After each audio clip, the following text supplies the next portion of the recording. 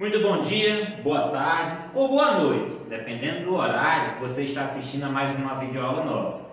Professor Veríssimo Guedes de História, do Colégio Externato de Santa Clara, que nessa parceria com o Sistema Farias Brito de Ensino, vem buscando o melhor para vocês, que durante essa quarentena, esse distanciamento, uma quarentena que já passa de 2 meses, infelizmente, e mais infelizmente ainda pelas vidas perdidas, que mesmo durante esse processo, vocês consigam manter um aprendizado de qualidade como vocês merecem.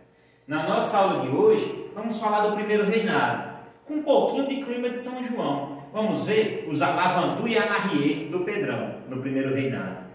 É liberal! É mentira! Teve poder moderador. E a Constituição foi imposta. Não teve liberdade do povão, infelizmente. Então vamos lá. Infelizmente, no mês de São João, não estamos podendo fazer aquelas festas lindas, maravilhosas. Mas esse espírito deve estar aceso em nosso peito, igual a fogueira de São João. E vamos se cuidar de quem amamos, para que no próximo ano e nos que virão, estarmos juntos, celebrando um mês tão amado, o mês de São João. Tá certo, meus amores? É alegria, é festa, é comida de montão, é história, é cultura, é tradição. São aulas à distância, em pleno mês de São João.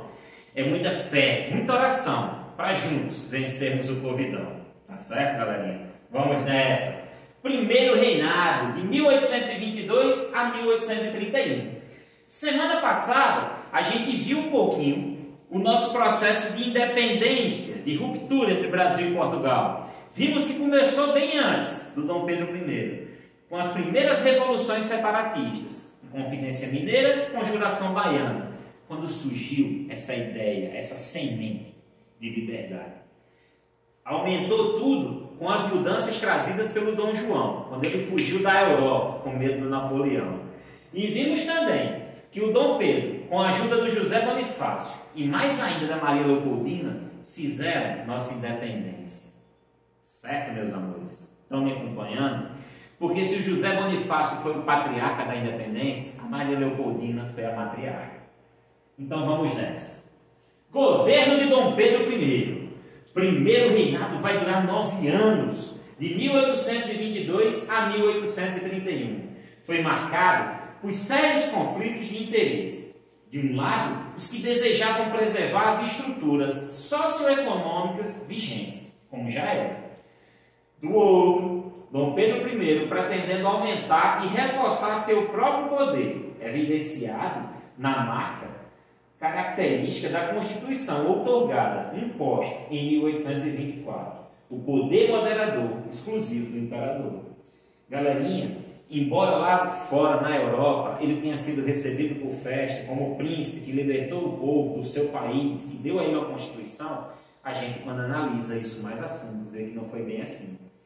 1823, o cara convoca uma Assembleia Constituinte, pessoas que vão escrever uma Constituição para ser promulgada ao Brasil, feita com participação de representantes do povo. Ele não gosta do texto dela, dissolve e agora ele mesmo vai redigir uma nova. Vai mandar escrever do jeitinho que ele quer. E ela tem até alguns elementos iluministas, como os 3 poderes do Montesquieu, executivo, legislativo e judiciário. Mas ela tem um 4º, o moderador, que é ele mandando nos outros 3. Cadê a liberdade, meus amores? Não teve. Faltou. Guerras de independência. Poxa, o senhor disse que não teve guerra de independência? Não teve contra a metrópole, Portugal, mas interna teve batalhas, teve muita treta. Algumas províncias, hoje os nossos estados, não aceitaram o fim do pacto colonial com Portugal e se revoltaram. E ele, inclusive, teve que contratar mercenários para lutar contra os lusos brasileiros revoltados, principalmente aquela galera ainda portuguesa, né? Ora, pois, aqui nós temos a imagem da Quitéria, a nossa Mulan, que vestiu o uniforme do marido, né? A Mulan vestiu do pai, essa aqui veste do marido, que estava doente, e vai lutar no lugar dele. O reconhecimento político do governo de Dom Pedro I não foi obtido por vias pacíficas. Ainda fiéis às autoridades de Lisboa, alguns governadores da província fizeram oposição ao processo de independência do Brasil. Ao saber dos movimentos contrários ao seu governo, Dom Pedro I ordenou a aquisição de navios e a contratação de militares. A partir daí, diversas tropas foram organizadas com o objetivo de consolidar territórios e a supremacia política do novo país. Olha como foi conturbado o início desse governo. Reconhecimento externo. E lá fora, como é que estava? Uma vez vencida a resistência interna, o Império buscou o reconhecimento externo, apoiado pela Inglaterra. Claro, prestou 2 milhões de libras esterlinas a Portugal. E para Portugal se sentir indenizado, só podia apoiar. Mas foram os Estados Unidos, em 26 de maio de 1824, o primeiro país a reconhecer oficialmente a nação brasileira. O reconhecimento português, sob pressão inglesa, deu-se em agosto de 1825, através do Tratado Luso-Brasileiro. Portugal concordava com a emancipação brasileira, mediante o pagamento pelo Império de uma indenização de 2 milhões de libras esterlinas. Começou aqui nossa dívida externa. A Inglaterra reconheceu o Brasil independente apenas em janeiro de 1826. Olha como a Inglaterra é complicada. Apoia a independência, empresta dinheiro, mas só vai reconhecer até mesmo depois do que Portugal. Para tanto, exigiu a renovação dos tratados de 1810 por mais 15 anos. Aqueles que davam a ela isenção, basicamente isenção. Porque se os outros países pagavam apenas 24% de imposto, a Inglaterra só pagava 15%. Para ela, só vantagens. Olha como ela é esperta, em pleno processo de imperialismo. Garantindo aos produtos ingleses baixas taxas alfandegárias, além do governo imperial o compromisso de extinguir o tráfico negreiro, provocando assim reações das elites agrárias. Ela não queria. A Assembleia Constituinte de 1823. O primeiro ato político importante de Dom Pedro I, após a coroação, é a convocação de uma Assembleia Constituinte, eleita no início de 1823. Gente, até aí estava todo mundo super empolgado com o imperador. O cara convocou uma Assembleia Constituinte. O povo que vota, o povo, né? Só os mais ricos que votam, vão escolher representantes e escrever uma Constituição. É também o seu primeiro fracasso. Devido a uma forte divergência entre deputados brasileiros e o soberano, que exigia um poder pessoal superior ao do legislativo e do judiciário, a Assembleia é dissolvida em novembro e a Constituição é outorgada, ou seja, imposta pelo imperador em 1824. Contra essa decisão, rebelam-se algumas províncias do Nordeste, lideradas por Pernambuco. A revolta, conhecida pelo nome de Confederação do Equador, é severamente reprimida pelas tropas imperiais. Constituição Império de 1824. Constituição do Império. Dom Pedro I nomeou um Conselho de Estado formado por 10 membros, que redigiu a Constituição. Após ser apreciada pelas câmaras municipais, foi outorgada, imposta, em 25 de março de 1824, estabelecendo os seguintes pontos: um governo monárquico, unitário e hereditário, passado de pai para filho. Voto censitário, baseado em renda e descoberto, não era secreto. Eleições indiretas, catolicismo como religião oficial e submissão da igreja ao Estado, pelo patroado. Dentro do Brasil, quem mandava na igreja era o imperador. 4 poderes: executivo, legislativo, judiciário e moderador. O executivo, quem executa: prefeitos, governadores e presidente, hoje. Legislativo, já está dizendo, legisla, escreve as leis, debate, aprova ou não. Nós temos hoje vereadores, deputados e senadores. Judiciário, os membros da corte e os juízes, os magistrados. E o moderador, que aqui no caso era o do imperador, que podia mandar nos outros 3. Então, liberdade zero. E aqui, uma charge, uma crítica ao fato dele mandar escrever a Constituição de acordo com o que ele quer. Ele não, vai se chamar Constituição. Aqui, um organograma da Constituição de 1824, para vocês entenderem. O imperador reinava absoluto, os outros poderes do império. Nós temos aqui o executivo e o moderador exercido por ele, e os outros poderes, todos eles, abaixo do moderador. Então, meus amores, ele mandava em tudo por meio do moderador. Não havia liberdade entre os poderes, autonomia. Aí, a Confederação do Equador, que rola aqui no Nordeste, acima da linha do Equador. Mas cuidado aí, que essa semana teve gente que errou. A Confederação do Equador foi um movimento político ocorrido em 1824, no Nordeste brasileiro. Começando em Pernambuco, ampliou-se rapidamente para outras províncias da região, como Ceará, Paraíba e Rio Grande do Norte, que estavam mais próximos ali à linha do Equador. A Confederação do Equador foi um movimento contrário à centralização do poder imperial, daí, portanto, seu caráter revolucionário e, no extremo, seu aspecto independentista com relação ao Brasil. Eles queriam se tornar independentes do Brasil, esses estados. Certo? Fizeram até um brasão para usar na bandeira: religião, independência, união e liberdade. Teve muita participação aqui também da maçonaria, certo, meus amigos? As penas impostas aos revoltosos foram severas. Dom Pedro não atendeu aos pedidos para que elas fossem mudadas. Frei Caneca, que já tinha participado da Revolução Pernambucana em 1817, foi condenado à forca. Contudo, acabou sendo fuzilado diante da recusa do Carrasco em executar a sentença. O Frei Caneca, gente, era tão querido no Pernambuco que o Carrasco, que deveria enforcá-lo, se recusou, não quis, então ele foi fuzilado. Mesmo com o fim da Confederação do Equador, a insatisfação contra o absolutismo do imperador continuava e crescia cada vez mais. Aqui, certo? Joaquim da Silva Rabelo, depois Frei Joaquim do Amor Divino Rabelo, mais popularmente conhecido como Frei Caneca, como religioso e político brasileiro, esteve implicado na Revolução Pernambucana de 1817 e na Confederação do Equador em 1824. Tá certo, galerinha? Galerinha da terceira série do ensino médio, essa aula aqui hoje é de vocês. E vocês podem prestar atenção que esse aqui é um dos assuntos que eles estão prevendo que vai cair, né? Período imperial do nosso país. Não sabemos ainda, então vamos estudando, seguindo o nosso material, mas qualquer dúvida é só avisar. E eu falei que é para a terceira série, mas é para cada um e cada uma que está aí do outro lado nos assistindo, tá certo, meus amigos?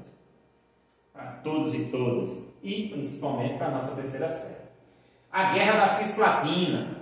Gente, a Cisplatina é o que hoje é o Uruguai, certo, meus amigos? E ela já foi uma província brasileira, era um estado brasileiro.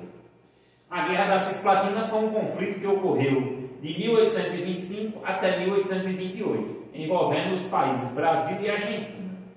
Localizada na entrada do estuário do Rio do Prata, a província oriental era uma área estratégica, já que quem controlava tinha grande domínio sobre a navegação em todo o rio, acesso aos rios Paraná e Paraguai, e a via de transporte da prata andina, que vinha dos Andes. A independência do território foi um duro golpe no governo de Dom Pedro I. É um dos motivos que levam à queda de sua popularidade: autoritarismo, dívida externa, a perda da Guerra da Cisplatina e vai perder o território que vai se transformar no Uruguai. A questão do trono português, outro pilar que leva à crise. Dom Pedro não sabia, certo, se era Portugal ou Brasil que ele queria, e ficou indeciso e deixou a galera meio pé da vida. Em 1826, morre Dom João VI. A questão sucessória em Portugal torna-se um problema. Os portugueses querem que Dom Pedro I assuma o trono português. Dom Pedro, porém, abdica, ou seja, renuncia, em favor de sua filha Maria da Glória. Mas 2 anos depois, em 1828, Dom Miguel dá um golpe de Estado e se conclama rei de Portugal. Dom Pedro exige que tropas brasileiras restituam o poder à sua filha imediatamente. Os políticos brasileiros acusaram Dom Pedro de dar mais importância aos problemas em Portugal do que aos do Brasil. Veja que é no mesmo período da Guerra da Cisplatina. Gente, ele vai primeiro para receber a coroa e abdicar em nome da sua filha. Depois, quando o irmão dele dá o golpe, vai lá tirar o irmão dele do poder para devolver a sua filha. Então isso deixa que os brasileiros enfurecidos, que a gente está enfrentando uma guerra, a gente está perdendo o território e você está preocupado com o trono de Portugal. Se decida, deixe desse alavanquinha Marie, que ninguém sabe para onde você vai. Dona Maria II, a rainha de Portugal, que é Maria da Glória, recebe a alcunha de Dona Maria II. Autoritarismo de Dom Pedro I. Embora a Constituição de 1824 determine que o regime vigente no país seja liberal, o governo é autoritário. Dom Pedro impõe sua vontade aos políticos, gerando um crescente conflito com os liberais. Preocupa também o seu excessivo envolvimento com a política interna portuguesa. Em 1825, com a entrada e a derrota do Brasil na Guerra da Cisplatina, a crise política se agrava. Então, esses aqui são os principais fatores da crise do governo dele. Por isso que dura só 9 anos. Certo, meus amigos? Tá ok? E outro fator são os casos extraconjugais e toda a dor e sofrimento que ele causa a Maria Leopoldina. A população do Rio de Janeiro vai ficar revoltadíssima, porque eles amavam, eles tinham um carinho muito forte por Maria Leopoldina. E não vão aguentar vê-la sofrendo. Até que a situação fica insustentável, vai rolar a noite das garrafadas, certo? E ele vai renunciar. Perca de apoio, latifundiário, tudo. Ele abdica do trono em nome do seu filho, Pedro de Alcântara, que só tinha 5 anos de idade. Como é que fica? De acordo com a Constituição, se instala uma regência. Vai ser governada por um grupo de homens bons, né, brancos, ricos, proprietários de terra, para governar o país sobre o olhar do imperador, atendendo os interesses dele, até que ele tenha a sua maioridade e possa assumir o governo. Certo, meus amigos? O período regencial vai durar mais 9 anos, a gente vai ver próxima semana na próxima aula, e vai acabar quando é declarada a maioridade do jovem Pedrinho de Alcântara aos 14 anos, golpe da maioridade, e ele assume o trono aos 15 anos de idade, Dom Pedro II. Mas, como eu disse a vocês, são cenas para os próximos capítulos, a gente vê semana que vem. A abdicação do trono. Sua última tentativa de recuperar prestígio político é frustrada pela má recepção que teve durante uma visita a Minas Gerais, na virada de 1830 para 1831. A intenção dele era costurar um acordo com os políticos da província. No entanto, alguns setores da elite mineira fazem questão de ligá-lo ao assassinato de um jornalista. Os portugueses instalados no Rio de Janeiro promovem uma manifestação pública em favor ao imperador. Isso desencadeia uma retaliação dos setores anti-lusitanos, anti-portugueses, que é a Noite das Garrafadas. Dom Pedro é aconselhado por seus ministros a renunciar ao trono brasileiro. Ele abdica em 7 de abril de 1831 e retorna a Portugal. E aí vai começar o período regencial. Ele renuncia em nome do seu filho. Vai ser instalado na regência até que o boy fique maior de idade. Espero que tenham gostado, espero que tenham visto, relembrado e até mesmo aprendido sobre o nosso primeiro reinado. Tá certo, galerinha? Fiquem bem, se cuidem. Dá para dançar um forrozinho assim em casa. Aproveita esse clima de dias dos namorados que teve ontem. Curta o São João em casa, para que nos próximos anos a gente possa curtir juntos. Se cuidem, cuidem de quem vocês amam. Beijo no coração de cada um e cada uma. Fiquem com Deus e até a próxima.